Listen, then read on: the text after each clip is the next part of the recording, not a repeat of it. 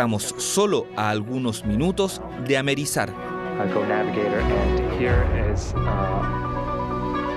Y ahí está el comandante Michael. Está muy entusiasmado. Se ve muy bien para haber estado 6 meses en el espacio.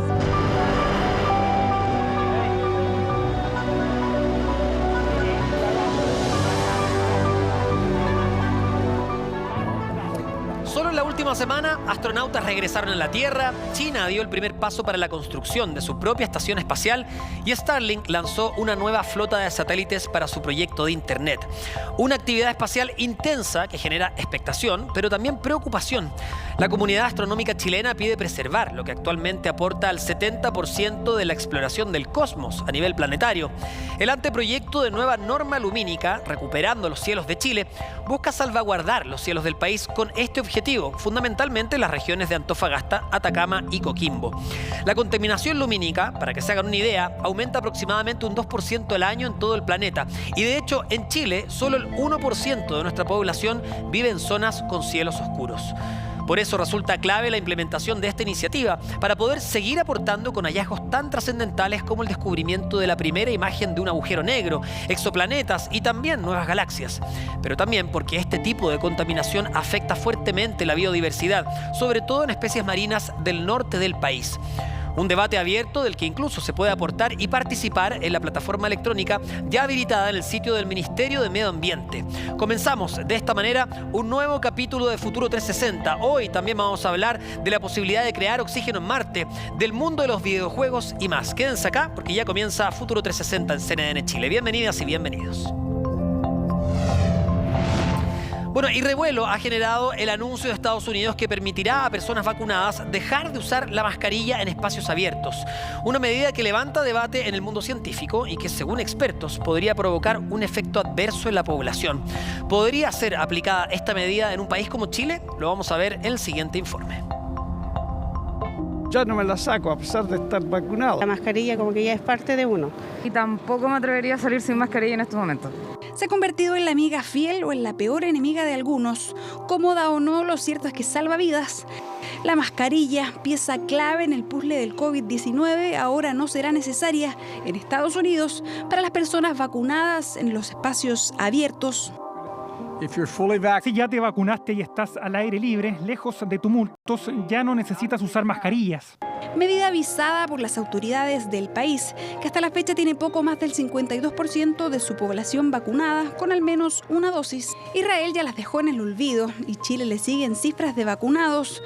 ¿Pero podríamos nosotros guardar la mascarilla en el corto plazo? No parece todavía apropiado. En nuestro país, menos, porque la tasa de contagio actual es altísima. Estimamos que al menos la tasa de contagio se mantenga elevada por varias semanas o incluso algunos meses más. Cometiendo un error a mi juicio, porque todavía tienen un alto nivel de circulación viral y sacarse la mascarilla no es una buena señal, porque la gente no lo va a respetar tan al pie de la letra. Un no rotundo de los expertos, quienes aseguran que para relajar las medidas se deben considerar muchos factores y no solo el número de vacunados, los que en Chile ya alcanzan los 6 millones con ambas dosis. Frente a la propuesta estadounidense, los ciudadanos tienen otra opinión. No me la voy a sacar de aquí a un año. Está muy fea la cosa todavía. Tener las precauciones por harto tiempo, yo creo. Es parte de mi cara. La carga viral es un punto importante y uno que no hemos reducido lo suficiente, explican los expertos. Los casos nuevos siguen sumando entre 4.000 y 7.000 cada día, por lo que parece imprescindible no bajar los brazos con el autocuidado.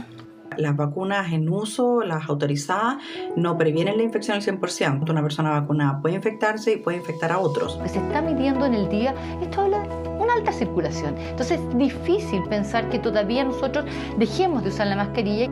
Estados Unidos se relaja, aun cuando el 55% de sus no vacunados dicen que no piensan hacerlo. Y en un continente tremendamente golpeado, que registra casi un tercio de los 3,2 millones de muertos del mundo, la recomendación local por ahora es a no imitarlos. ¿Sabían que actualmente el mercado de videojuegos superó al de la música y el cine? A la vuelta de esta pequeña pausa comercial vamos a estar con Consuelo Gil, diseñadora y profesora de diseño de juegos digitales de la Universidad Andrés Bello, para analizar esta industria y especialmente la creación de videojuegos en nuestro país. Quédense con nosotros.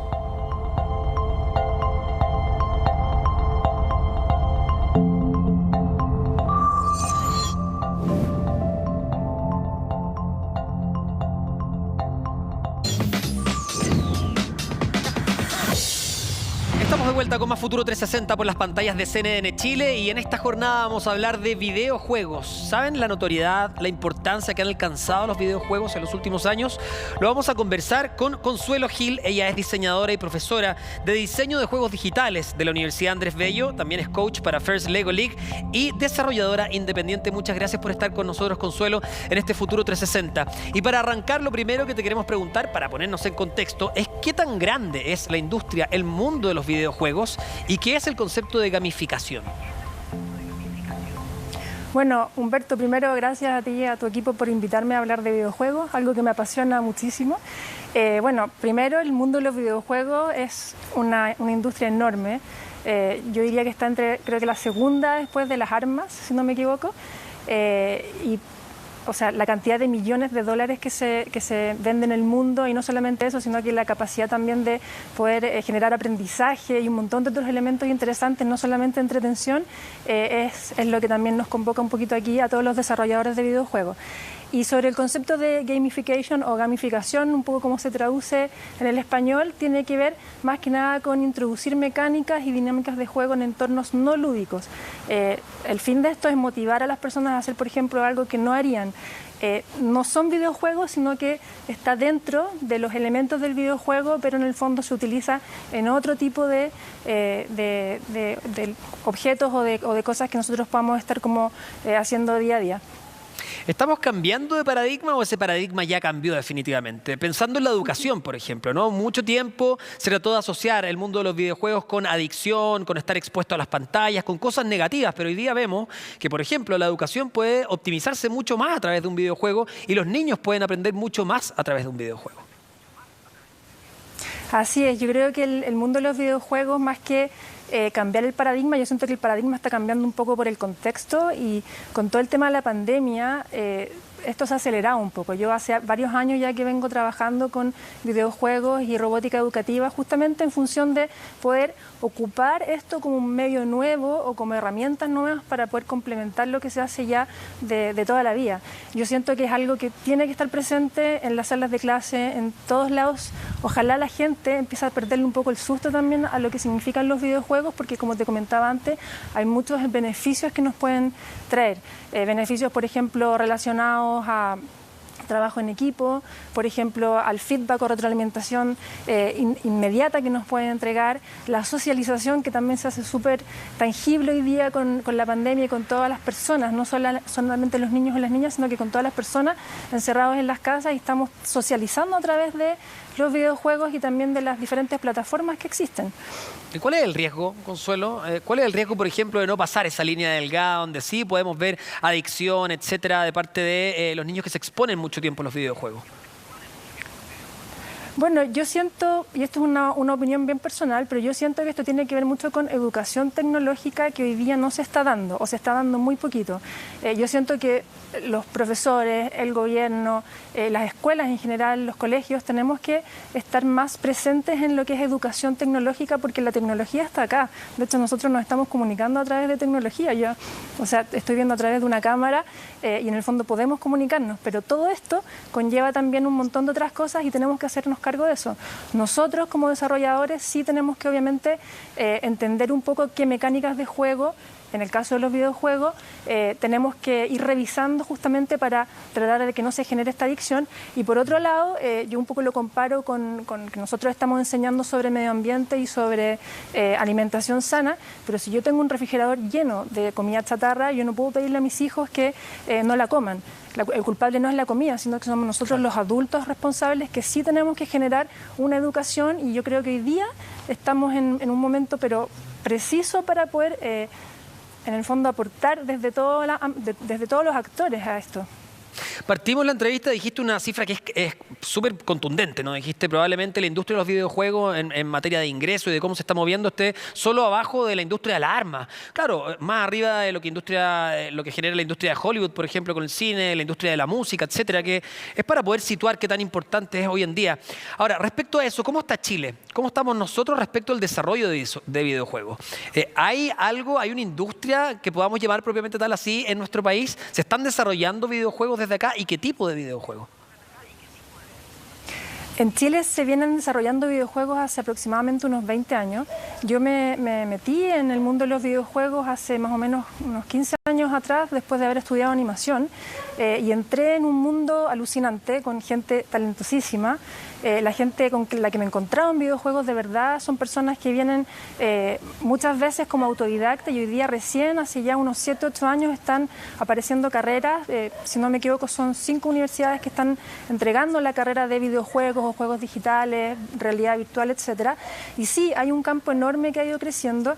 Yo me atrevería a decir que desde aproximadamente el 2010 la industria se ha disparado enormemente. O sea, hoy día hay, por ejemplo, unas 60 empresas más o menos a lo largo de Chile que están desarrollando videojuegos y estamos hablando todo tipo de videojuegos, videojuegos para plataformas móviles, para la PlayStation, para diferentes consolas, universo de educación también.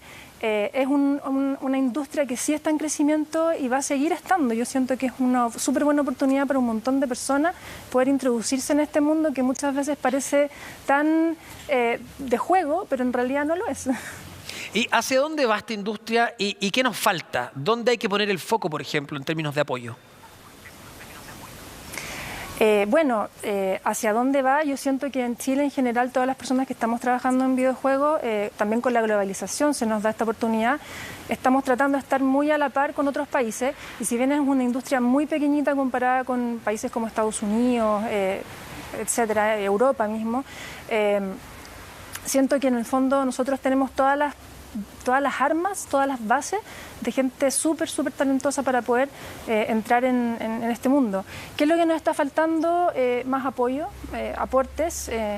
Hay un universo en términos de videojuegos y educación y siento que en general, si uno participa, por ejemplo, de ciertos fondos, esos fondos no se están entregando como uno quisiera. Nosotros, de verdad, la gente que estamos trabajando en videojuegos, hacemos un esfuerzo enorme por poder estar ahí presente, pero es difícil desde todas estas áreas más artísticas también. Obviamente los videojuegos tienen una parte importante dentro de la ingeniería, pero en el fondo se sigue viendo como un medio más relacionado quizá al cine, a las cinemáticas, quizá más de entretención. Bueno, es el universo de la entretención. Ahora, es el universo de la entretención, pero también hay otras áreas donde explorar, ¿no? Por ejemplo, estaba viendo una nota que hablaba de reclutamiento laboral en torno a los videojuegos que a los entrevistados les gustaban y que así podían destacar distintos atributos de esas personas. O sea, hay mucho donde crecer también, ¿no? No sentarnos en el típico estereotipo de una persona en un sillón frente a una tele jugando una consola, digamos. Absolutamente. De hecho, sin ir más lejos, yo realizo un taller de juegos serios y aprendizaje basado en juegos y en realidad este universo que yo te estoy hablando, de los beneficios que traen los videojuegos, justamente va hacia allá, no solamente en términos de educación, de enseñanza, sino que hay un universo completo, por ejemplo, de simulación que está aplicado hoy día a la medicina. También se reclutan, obviamente, soldados en muchos países. Sin ir más lejos, Estados Unidos tiene un departamento importantísimo donde se invierten muchísimos millones de dólares en generar estas simulaciones para poder reclutar desde soldados hasta llevar altos mandos, etcétera. En educación, en salud, en fin, la verdad es que hay un universo súper grande. Por ejemplo, yo siento que todo el tema de la educación, como nuevo medio, como te comentaba antes, como herramienta de trabajo, sí se está ocupando en diferentes ámbitos y yo siento que va a ir para allá. O sea, lo estamos viendo hoy día con la pandemia. Hoy día en el mundo de los videojuegos, de hecho, ya está absolutamente obsoleto el ir a dejar un demo y que te llamen a una entrevista, sino que en el fondo lo hacemos de manera digital. Nosotros podemos, a través de alguna plataforma, por ejemplo, poder subir nuestro demo y poder trabajar para China, para Estados Unidos, para Inglaterra. Entonces todo eso está cambiando en todo ámbito y siento que es un aporte súper grande también un poco a lo que está pasando a nivel mundial.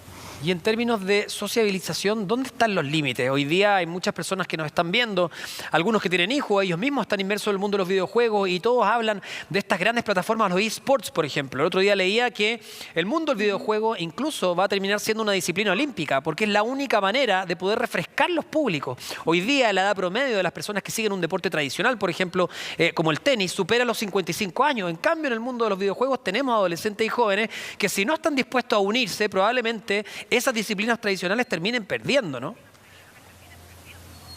Mira, yo siento, como te decía antes, que tiene que ver con un tema de educación tecnológica y de no dejar de lado ciertas cosas que van a seguir estando. Los deportes van a seguir estando, los deportes tradicionales, me imagino. Los eSports, como tú me mencionas, también son un universo enorme que mueve millones y el año pasado con la pandemia creció algo así como en un 300%, si no me equivoco. Y se generan torneos enormes, pero también hay cosas importantes. Por ejemplo, el año pasado, con toda la pandemia y el encierro en que estábamos, las carreras de autos, por ejemplo, fueron llevadas a los eSports con Sí, cámaras, claro. con cámaras, con personas que estaban comentando, etcétera. Los mismos corredores jugaban a través de pantallas sus mismos deportes. Entonces, yo lo veo más al revés. Yo creo que hay que ver la parte positiva, ver el vaso un poco más lleno. Y esto es algo más que complementa un poco lo que tenemos en la vida. Yo no siento que va a pisotear otro tipo de deportes o la educación, sino que al revés, no complementa completamente y creo que tenemos que aprender también a entender eso y no tenerle tanto susto. Y también esperar un apoyo, ¿no? Un empujón, por ejemplo, un hit mundial, ¿no? Así como cuando, qué sé yo, la historia del oso se gana un Oscar y eso ayuda a que toda una industria se movilice. Aquí en este caso también podría ayudar para la industria del videojuego y que muchas personas o entidades se lo tomen de manera seria, como ya ocurre en muchos lugares del mundo. Se nos va el tiempo, se nos va la entrevista, pero fue muy entretenido conversar contigo. Sé que hay muchas personas que han escuchado hablar de esta industria, pero todavía no saben mucho el alcance que tienen. Consuelo, gracias por estar acá en Futuro 360. Gracias a ti y de verdad muchas gracias por esta oportunidad. Juguemos más, no le tengamos tanto susto a los juegos porque es parte de nuestra vida y podemos tener un lenguaje común también con las nuevas generaciones, así que los invito a eso, a jugar. Que estés muy bien, gracias. Y las últimas novedades científicas y tecnológicas del mundo se las presentamos en nuestra sección Al Día con el Futuro. Vamos a partir con la escritora chilena Isabel Allende, que firmó libros para sus seguidores en Cataluña. Ahora, lo curioso es que lo hizo desde su casa en California, Estados Unidos, gracias a un brazo robótico.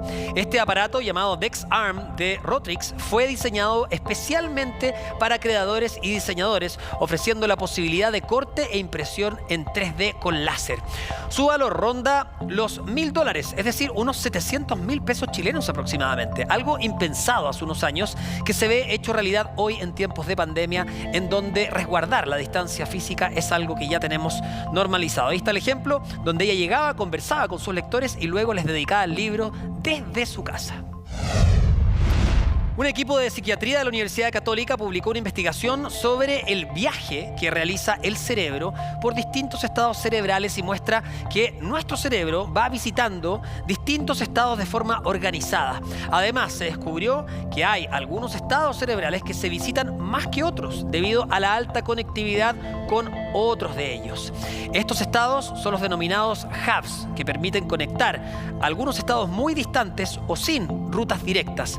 Esta configuración permite que el cerebro funcione con la mayor eficacia posible y a un bajo costo. En esa línea, el sedentarismo y la falta de ejercicio se proyectan como un factor negativo para el desarrollo y funcionamiento cerebral, algo que causa preocupación considerando el contexto actual, donde sabemos la actividad física está reducida debido a la pandemia. Y si de verdad tenemos pensado viajar a Marte en algún momento, vamos a necesitar oxígeno. Ahora, el problema está en cómo conseguirlo. Desde la NASA crearon una pequeña caja llamada MOXIE para crear oxígeno. Pero, ¿cómo funciona? Bernardita Reed, astrónoma y divulgadora del Centro de Astrofísica CATA, nos lo va a explicar en el siguiente video. MOXIE es el experimento de utilización de recursos de oxígeno in situ en Marte.